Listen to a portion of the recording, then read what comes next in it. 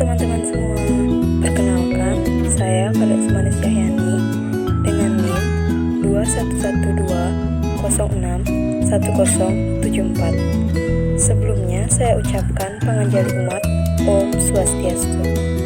Mohon izin kepada Bapak dosen Ikomang Agus Widiantari selaku dosen mata kuliah pengantar ilmu komunikasi.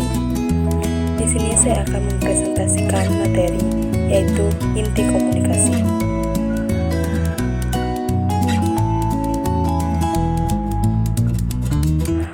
Pada materi inti komunikasi ini, saya akan menjelaskan dua sub materi, yaitu persepsi dan budaya dengan kekeliruan dan kegagalan persepsi. Yang pertama, saya akan menjelaskan apa sih pengertian persepsi dan budaya.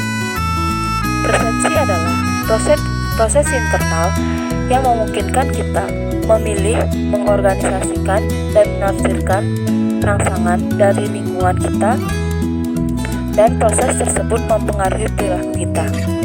Persepsi disebut inti dari komunikasi karena jika persepsi kita tidak akurat, tidak mungkin kita berkomunikasi dengan aktif. Maka dari itu, kita berpersepsilah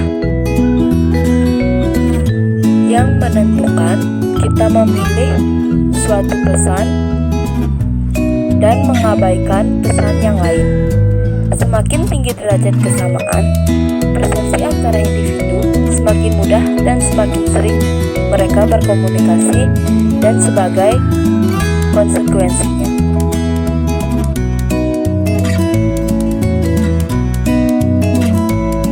Adapun contohnya yaitu pada gambar di atas menggambarkan tentang seorang yang memiliki persepsi yang berbeda. Dari gambar tersebut dijelaskan bahwa si A berpersepsi bahwa bekerja hanya untuk berfoya-foya, sedangkan si B berpersepsi bahwa bekerja untuk membantu orang yang sedang kesusahan. Selanjutnya ada budaya. Budaya dalam inti komunikasi ini memiliki pengertian, yaitu proses penyampaian pesan yang dilahirkan dari budaya berdasarkan adat istiadat yang telah disepakati bersama.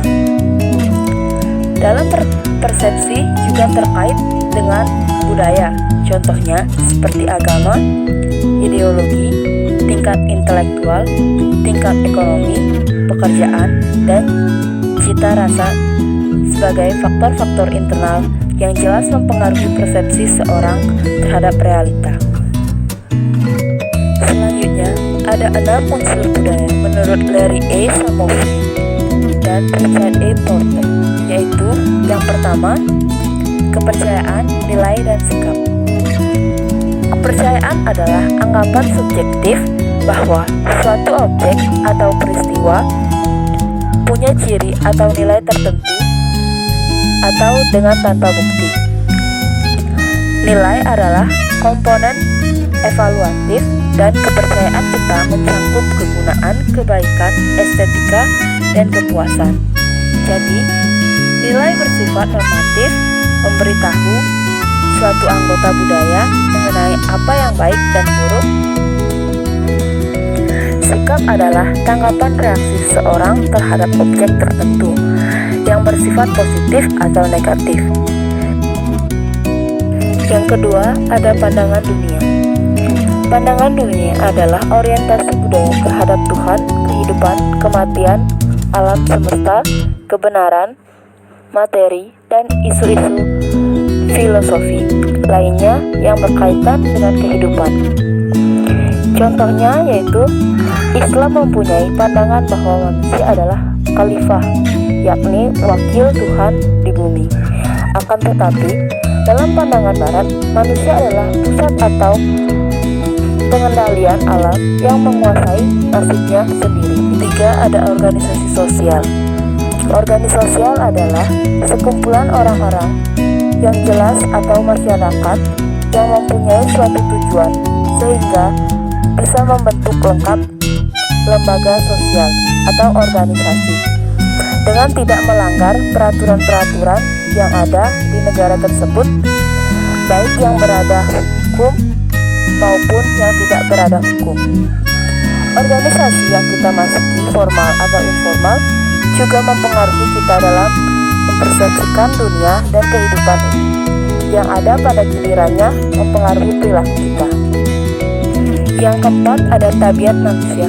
Tabiat manusia adalah pandangan kita tentang sikap kita, bagaimana sifat atau watak kita juga mempengaruhi cara kita mempersepsikan lingkungan fisik dan sosial kita. Contohnya, kaum Islam berpendapat bahwa manusia lahir dalam keadaan suci bersih, sedangkan golongan Kristen percaya bahwa manusia mewarisi dosa Adam dan Hawa. Yang kelima, ada orientasi kegiatan. Orientasi kegiatan ini memiliki aspek lain yang mempengaruhi persepsi kita, yaitu adalah pandangan kita tentang aktivitas. Orientasi ini paling baik anggap sebagai suatu rentan. Contohnya, dalam budaya-budaya tertentu, khususnya di daerah timur, seseorang seperti raja, anak presiden, pejabat, keturunan ningrat, dan orang bergelar lebih penting daripada apa yang dilakukannya. Sedangkan di barat, justru apa yang telah dilakukan seseorang jauh lebih penting daripada siapa dia. Yang keenam, ada persepsi tentang diri dan orang lain. Dalam suatu budaya bisa saja memiliki kecenderungan individualis dan kolektif. Hanya saja seperti orientasi kegiatan, salah satunya biasanya lebih menonjol. Contohnya, masyarakat kolektif, keterikatan pada kelompok lebih kuat daripada keterikatan antar individu. Sedangkan orang individualis kurang terkait pada kelompoknya. Mereka lebih mengembangkan prestasi pribadi daripada nama keluarga dan sebagainya. Selanjutnya, saya akan menjelaskan materi kekeliruan dan kegagalan persepsi. Persepsi kita sering tidak cermat. Salah satu penyebabnya adalah asumsi atau pengharapan kita. Kita mempersepsi seseorang sesuai dengan pengharapan kita. Adapun beberapa kekeliruan dan kegagalan persepsi tersebut adalah: yang pertama, ada kesalahan atribusi. Kesalahan atribusi adalah proses internal dalam diri kita untuk memahami penyebab perilaku orang lain. Contohnya, orang yang tampak rajin bekerja bisa jadi bukan karena sifatnya yang rajin, melainkan karena selalu diawasi atasannya. Kesalahan atribusi ini bisa juga terjadi ketika kita salah menafsir makna pesan si pembicara. Yang kedua ada efek halo. Efek halo adalah kesalahan persepsi yang menunjukkan pada fakta bahwa begitu kita membentuk kesan menyeluruh mengenai seseorang, kesan yang menyeluruh ini cenderung menimbulkan efek yang kuat atas penilaian kita akan sifat-sifatnya yang spesifik. Contohnya, banyak orang Indonesia, terutama para pengagum Gus Dur, menilai bahwa Gus Dur akan menjadi Presiden RI yang sukses. Tetapi nyatanya, Gus Dur tidak dapat berkomunikasi dengan bawahannya dan rakyatnya. Dan pada yang ketiga ada stereotip. Kesulitan komunikasi akan muncul dari penstereotipan, yakni menggeneralisasikan orang-orang berdasarkan sedikit informasi dan membentuk asumsi mengenai mereka berdasarkan keanggotaan mereka dalam kelompok. Contohnya seperti laki-laki berpikir logis dan wanita bersikap emosional. Yang keempat ada prasangka. Prasangka adalah suatu kekeliruan persepsi terhadap orang yang berbeda. Menurut Richard W. Breslin, mendefinisikan prasangka sebagai sikap tidak adil, menyimpang, atau tidak toleran terhadap sekelompok orang. Yang kelima ada geger budaya.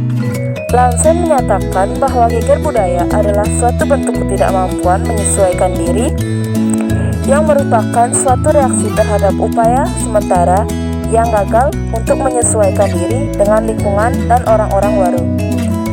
Peter S. Alder mengemukakan 5 tahap dalam pengalaman transisional, yakni yang pertama ada kontak, yang kedua disintegrasi, yang ketiga reintegrasi, yang keempat otonomi, dan yang kelima independensi.